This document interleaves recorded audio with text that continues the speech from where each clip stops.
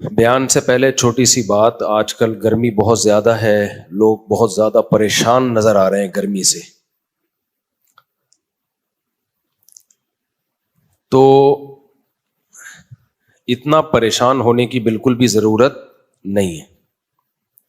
اور ہر سال ایک نعرہ لگایا جاتا ہے، بھئی اس سال ایسی گرمی پڑ رہی ہے کہ پچھلے 40 سال کا ریکارڈ ٹوٹ گیا. ایسا کچھ بھی نہیں ہے.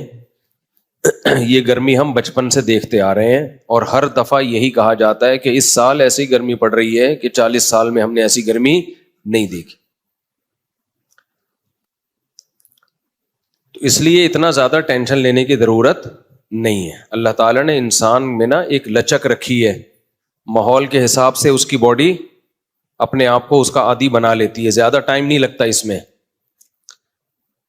ہم جب سردی میں بیٹھتے ہیں ہماری باڈی فوراً اپنے آپ کو سردی کے حساب سے ایڈجسٹ کرنا شروع کر دیتی ہے. گرمی میں بیٹھتے ہیں گرمی کے حساب سے ایڈجسٹ کرنا شروع کر دیتی ہے. تو چند دن لگتے ہیں، اس کے بعد عادی ہو جاتا ہے. کیونکہ میں جس کو بھی دیکھ رہا ہوں اوف گرمی، اوف بیٹھا نہیں جا رہا، کبھی یوں ہل رہا ہے کبھی یوں ہل رہا ہے. بس کرو یار، کیوں اپنے آپ کو عذاب میں ڈالا ہوا ہے؟ پسینہ نکل رہا ہے جو تو نکلنے دو پسینہ میرے بھائی. اللہ تعالیٰ نے یہ پسینہ بھی نکالنے کے لیے رکھا ہے، تو یہ نکلے گا تو طبیعت سیٹ ہوگی.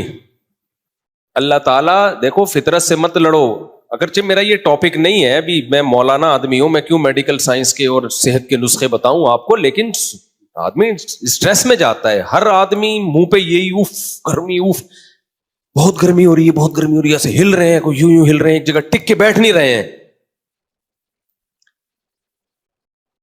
گرمی سردی یہ سب ہماری باڈی کے لیے اتنی ہی ضروری ہے جتنا کھانا اور پینا اور نیند. گرمی میں گرمی کا لگنا ضروری ہے، سردی میں سردی کا لگنا ضروری ہے. سردیوں میں سردی لگنے دو تھوڑی سی، ہاں ایک حد تک. ایسا نہ ہو کہ صبح اکڑے ہوئے بیٹھے ہوئے ہو. ایک حد تک گرمیوں میں گرمی لگنے دو. آپ کو پتا ہے گرم علاقوں کے لوگ جو ہے نا، یہ ڈاکٹروں کی ریسرچ بتا رہا ہوں آپ کو، میں اپنی طرف سے پھینک نہیں رہا، گرم علاقوں کے لوگوں میں اکثروں کی عمر لمبی ہوتی ہے. ہماری باڈی کا پسینہ نکلتا رہتا ہے نکلتا رہتا ہے نکلتا رہتا ہے. اللہ تعالیٰ نے اس پوری کائنات کو حرکت کی بنیاد پہ رکھا ہے. یہ جو پوری کائنات کا جو میکینزم ہے نا، یہ چل رہا ہے حرکت پہ. کیا خیال ہے یہ کس پہ چل رہا ہے؟ موومنٹ. کوئی بھی چیز ایک جگہ ٹک جائے گی تو اس کا زوال شروع.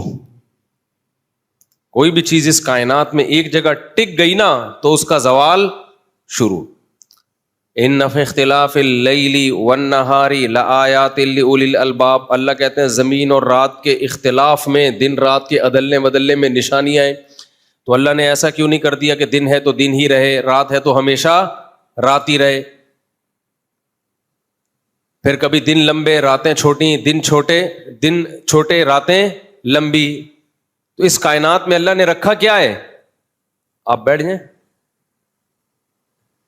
اچھا، اس کائنات میں اللہ نے کیا رکھا ہے بھائی؟ اختلاف رکھا ہے نا اس کائنات. تو اگر ایک جگہ پہ ٹکاؤ آ گیا نا، اب لوگ کیا کرتے ہیں، دیکھو ٹیمپریچر بھی اوپر نیچے ہوتا رہے، یہ صحت کے لیے ضروری ہے. کبھی 0 پہ چلا گیا، کبھی ہوتے ہوتے 40 ڈگری، لوگ گرمی میں پگھل رہے ہیں. یہ اختلاف رہے گا تو آپ مینٹلی بھی صحت مند رہو گے اور فزیکلی بھی بولو صحت مند رہو گے. یہ قدرت کا بنایا ہوا، یہ تو گرمی سردی کے اختلاف ہے، اس کو تو اللہ نعمت کے طور پہ قرآن میں بیان کر رہا ہے جگہ جگہ. یہ نعمت ہے اللہ کی. اور ہم نے کیا کیا؟ اے سی کو سیٹ کر دیا 24 پہ یا 27 پہ. اللہ نے کائنات کے زمین کے ٹیمپریچر کو ایک جگہ سیٹ کیا ہے؟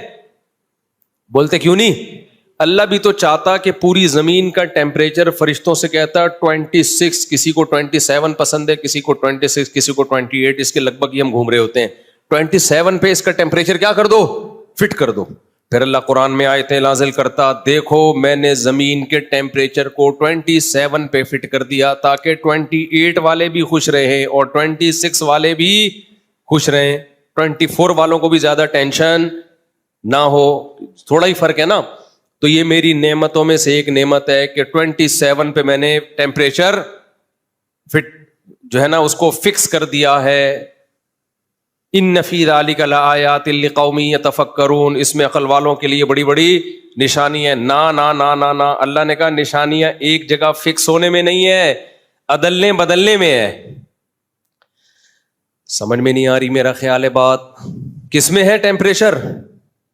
دن رات کے عدلنے بدلنے سے ٹیمپریچر بھی تو چینج ہوتا ہے نا. جب دن چھوٹے ہوتے ہیں راتیں لمبی ہوتی ہیں ٹیمپریچر گرتا ہے, جب دن لمبے ہوتے ہیں راتیں چھوٹی ہوتی ہیں ٹیمپریچر اوپر جاتا ہے. آج کل جون ہے نا یہ, تو ٹیمپریچر کیا ہو رہا ہے؟